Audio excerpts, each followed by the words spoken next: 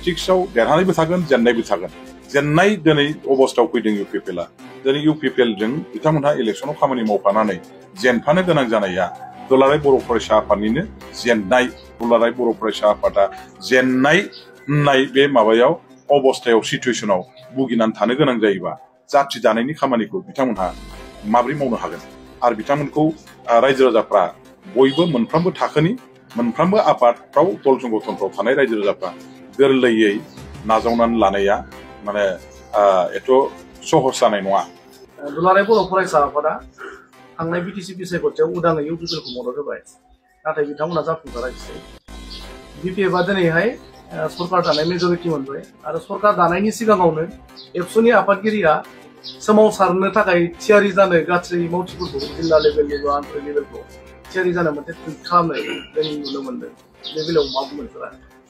आं प्रथम खोथा नैबेखौ बुंगोन आं आगोलनिफ्रायनो बुंबाय थादों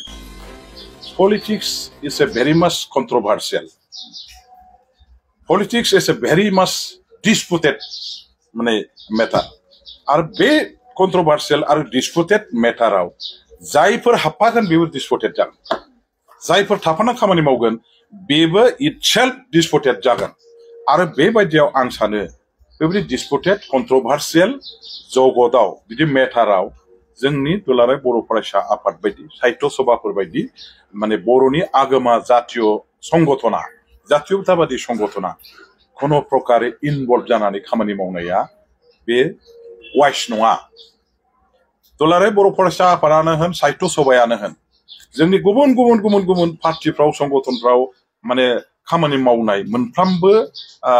माने माबाजों आफादफोरजों सोमोन्दो थानाय साफ्रोमबो रायजो राजाफोरखौ लाफानानैसो जों जाथि दानायनि खामानिखौ मावनांगोन। इउपिपिएलआवल' थानाय बर'फोरखौ लानानै दुलाराय बर' फरायसा आफादा जाथि दानो हानाय नङा। बिपिएफजों थाफानाय बर' मानसिफोरखौबो लाफानानैसो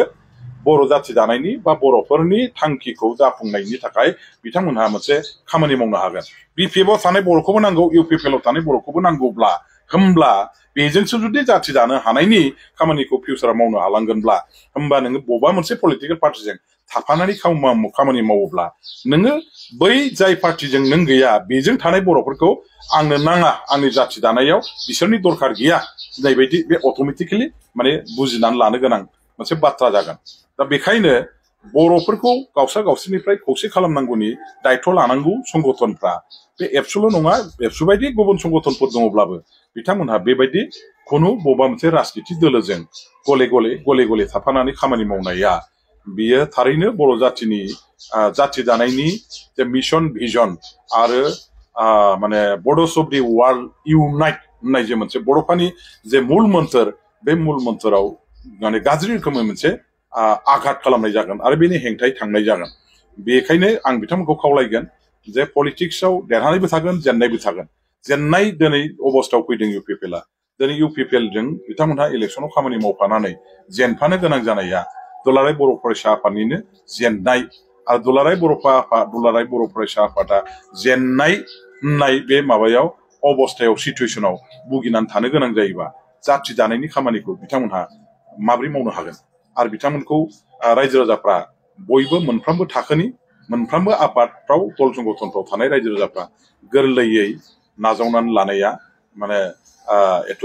सहज जानाय नङा। बेखायनो आं सानो बिथांमोनहा राजनितिनिफ्राय गोजानाव थानानै राजनितिखौ राजनिति नेताफोरनो हगारना होनानै बिथांमोननि गेजेराव बिथांमोनहा बोरै मावलाङो पलिटिकेल मेनफोरनो हगारनानै होनानै गावसोर बेनिफ्राय गोजानाव थानानै खामानि मावनांगौ जाथिनि खामानि मावनांगौ आरो जाथिखौ खौसे खालामनायनिसो खामानि मावनांगौ बबेजोंबा थाफानानै पार्सियेलि खामानि मावनाया थिग नङा। दा बिथांमोनहा आन्दलननि जे बाथ्रा बुंदों आं सानो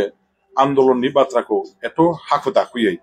बिथांमोनहा नैबे समाव खालामोबा रायजोफोरनि खिन्थु सापर्ट मोननाय नङा। खमसे खम दा मोनसे नैबे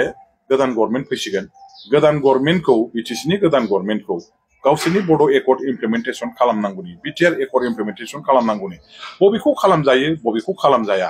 बेखौ मावनो थाखाय मोनसे टाइम पेरियडखौ दानि गभर्नमेन्टनो बिथांमोनहा होनांगौ।